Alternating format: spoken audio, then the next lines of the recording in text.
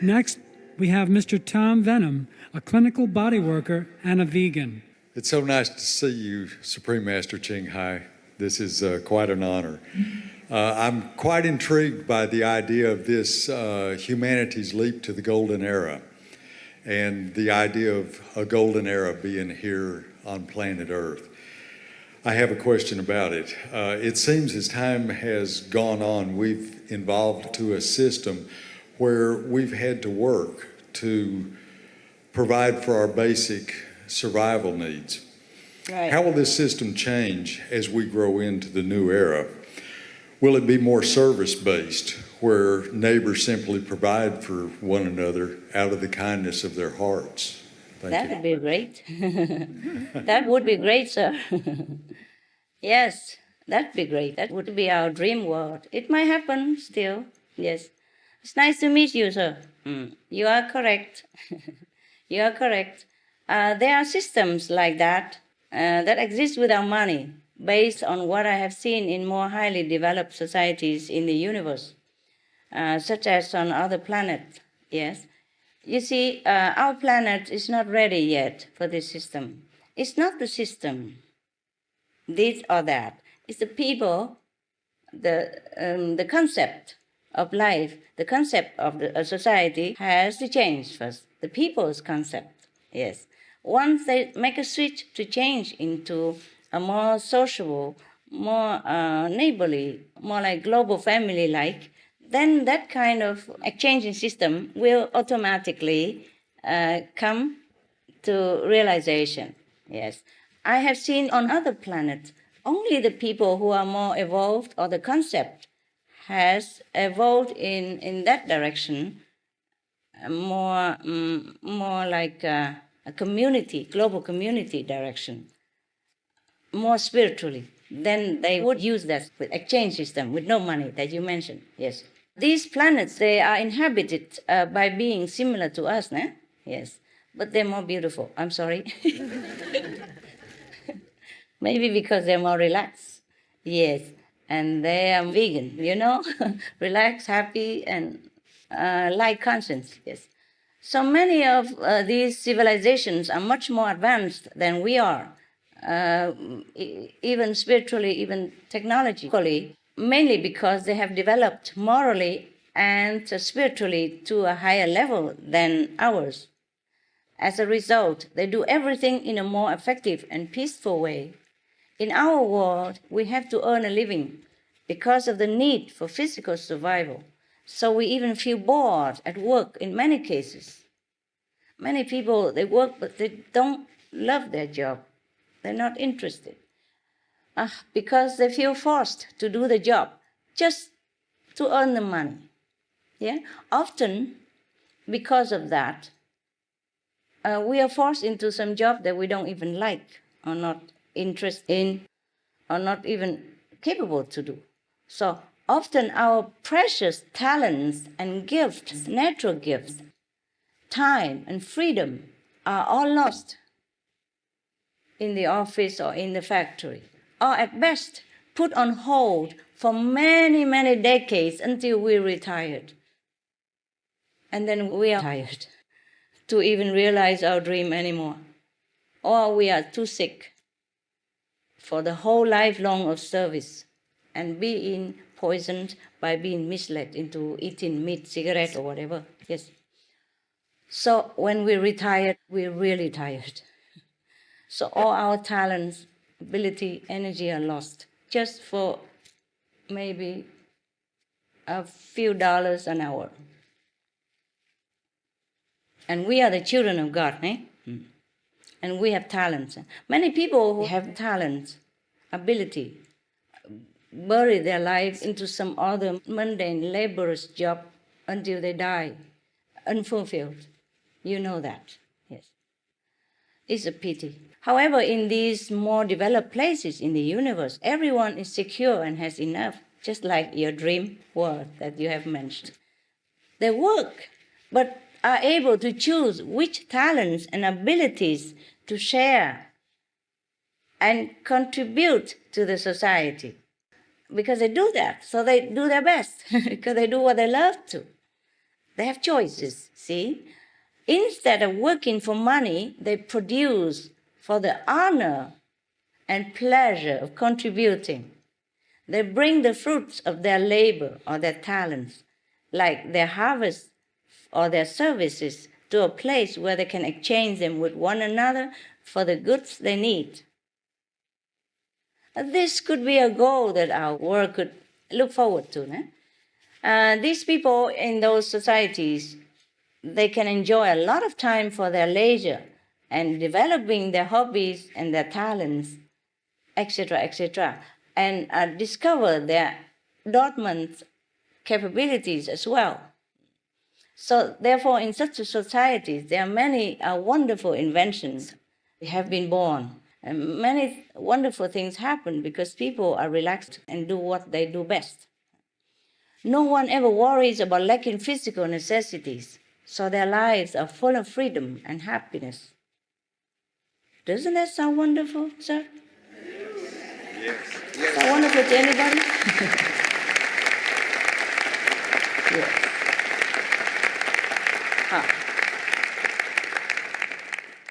At least we can dream on, Dream on. Because American people say, you have got to have a dream. If you don't have a dream, how would you have a dream come true? Right? So right now, we dream that our planet first be saved by a vegan diet. And then we can dream of this dream world in which everyone exercise their talents and their love for their work and creativity, instead of working hard, backbroken just for money. Now, wouldn't it be nice to have this kind of free and happy society, eh? Yeah. Well, if I might add, all such societies are also vegan, I told you. The concept of life is very clear, very selfless, unconditional, very intelligent.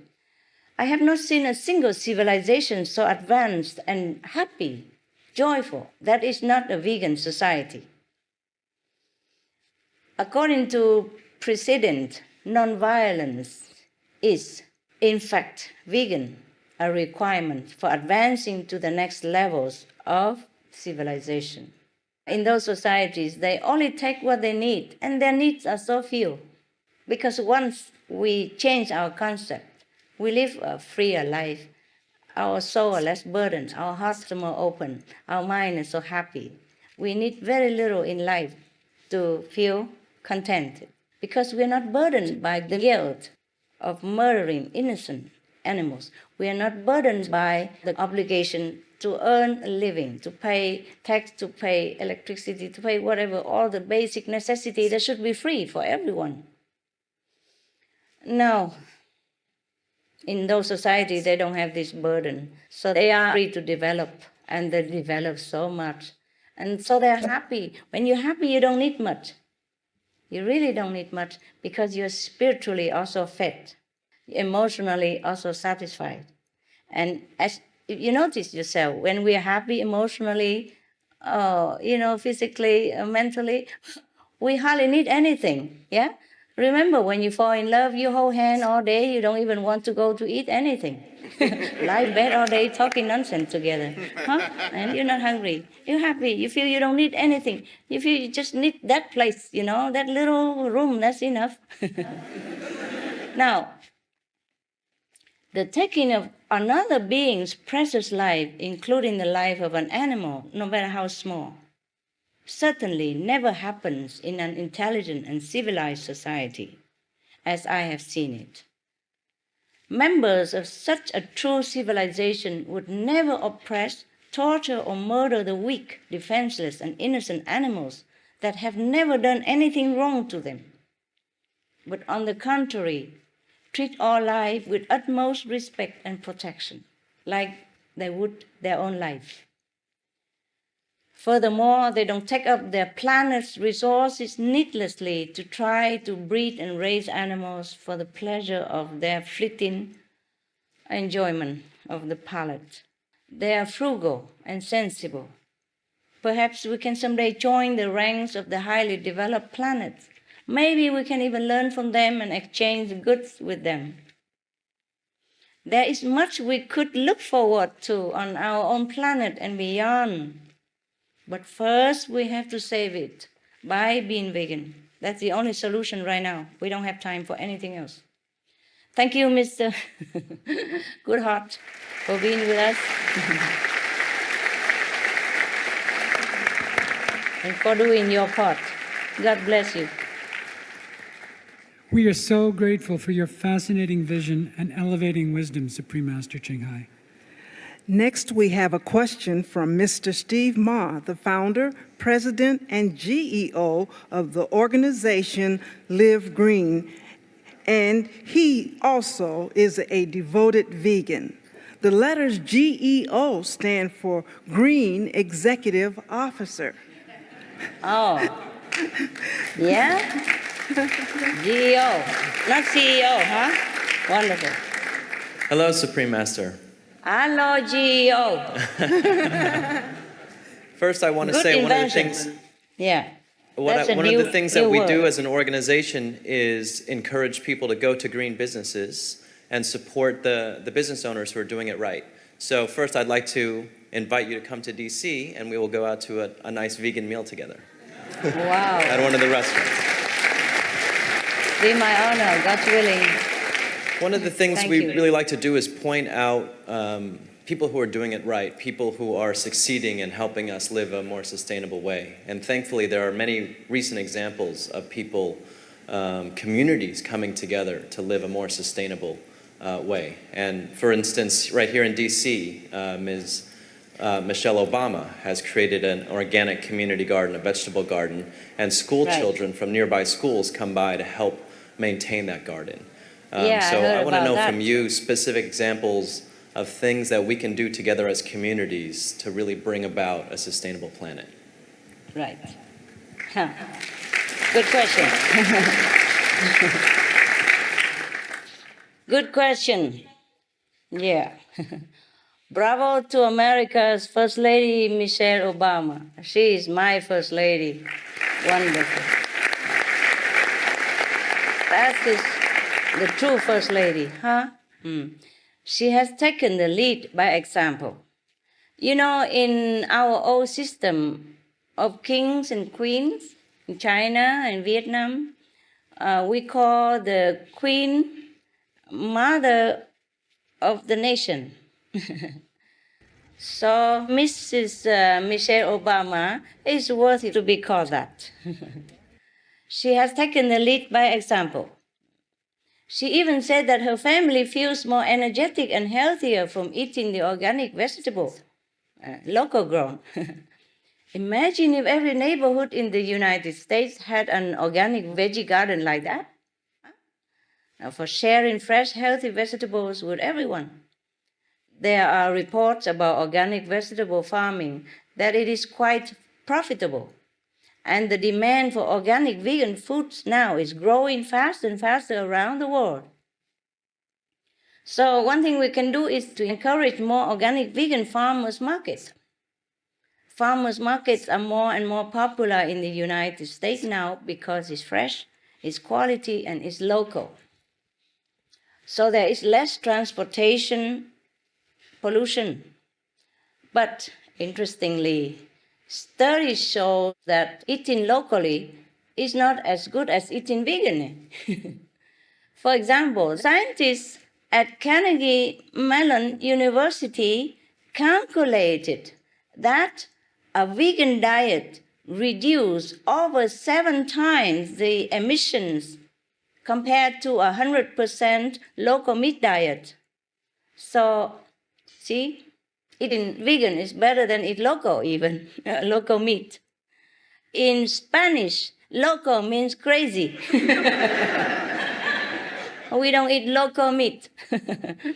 Now, in another study, Foodwatch in Germany found that switching from a meat diet to an organic meat diet saved only 8% of emissions. But switching to a non-organic vegan diet, even non-organic vegan diet, reduced 86% of emissions. So we save the planet by being vegan, even non-organic even. So actually, organic is good. Local is wonderful. But the first step is at least being vegan, organic or not. Organic, of course, is the best. Because when we plant all the tillable acres on our planet organically, then the CO2, the carbon dioxide, which exists already in our atmosphere, will be absorbed 40%. And the other 60% we take care by being vegan. Then we are happy. Our planet definitely will survive. Now, the vegan lifestyle is the greenest lifestyle. Right or not? Yes? Yes. Thank you. Thank you. Good children of God. Because even organic meat is actually not eco-friendly at all. It requires even more land and more energy than the non-organic meat in meat farming. Can you believe that? So it doesn't even help to try to raise animals organically. The so-called sustainable free-range organic poultry, for example, needs 20% more energy and has a 20% higher, bigger impact on global warming than non-organic poultry farms. Think about that. So we have been misled all the time. This is a terrible thing about this negative power in this world. It makes us believe things that are not good for us at all. From now on, we have to try to do research and believe only what's good for us. And we have to research until we really find that this news, this information is truly reliable and believable. By example, by proof. Otherwise, just don't listen to anything anybody else says if they don't prove it. Similarly, organic eggs were found to have a 14% higher carbon footprint than non-organic eggs. So there we are. And even though you don't use fertilizers, the benefit could be canceled out because of the increased land use. Therefore, only the vegan lifestyle is truly sustainable. Now, once we become vegan and urge others to join through grassroots seminars, flyers distribution, letters, email, whatever, we could practice sustainability in other ways. As I have suggested before, we could plant organic vegetables and trees. Better still are those fruit trees and nut trees and those vegetables or legumes like beans and stuff that need little water. That we can do research to know which ones need less water, because right now we are short of water as well. We are short of everything right now. So we should be frugal, not to waste precious energy and water. Use our own shopping bags even. We encourage sustainable energy development, and we can write or talk to the government and the media and the farmers even, because we really do need all the help from the government, from the media to accelerate the trend. Another good way to quicken our movement to a sustainable planet is to generate more positive energy. Do good deeds and be loving and kind. Expand our loving quality. This is what will create a shield, invincible, to protect us and the planet. Finally, we can pray that divine power manifests on earth to awaken leaders, the media, the influential people, and all the world citizens to take the right steps to preserve our planet and fast before it's too late. Because at this point, we do need heaven's intervention to save our planet.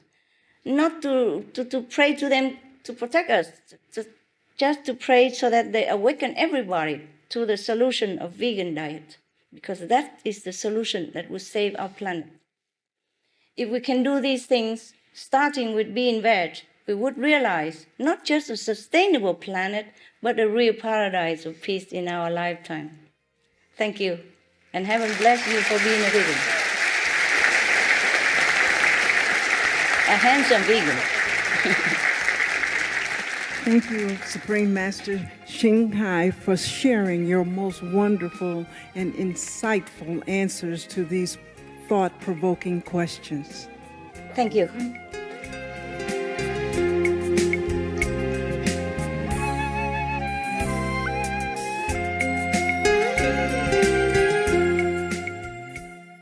What was your impression of Supreme Master Ching Hai? It was the first time I heard her speak.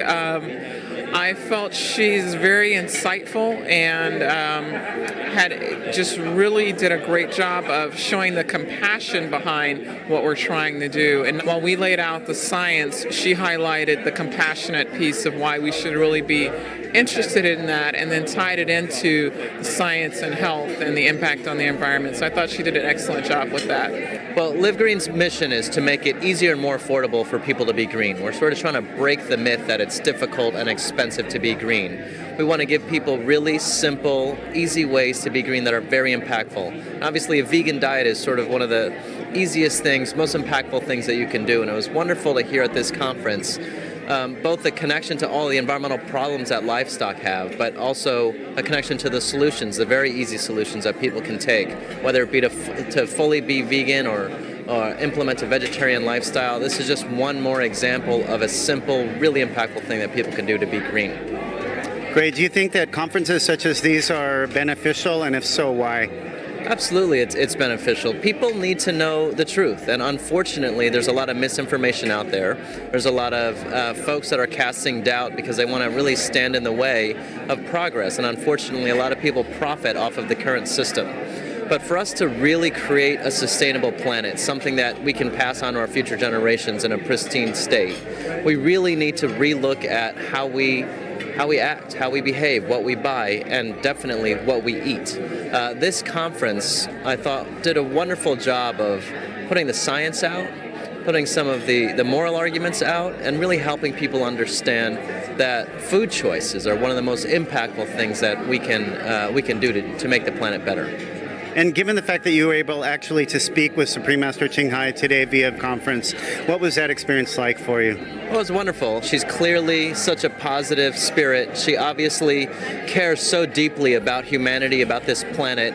Her message is so important, and to be a part of that message and contribute in some small ways is really an honor. All information concerning the scientific evidence of climate change and its solution is in Supreme Master Ching Hai's book, From Crisis to Peace, free for download at crisis2peace.org.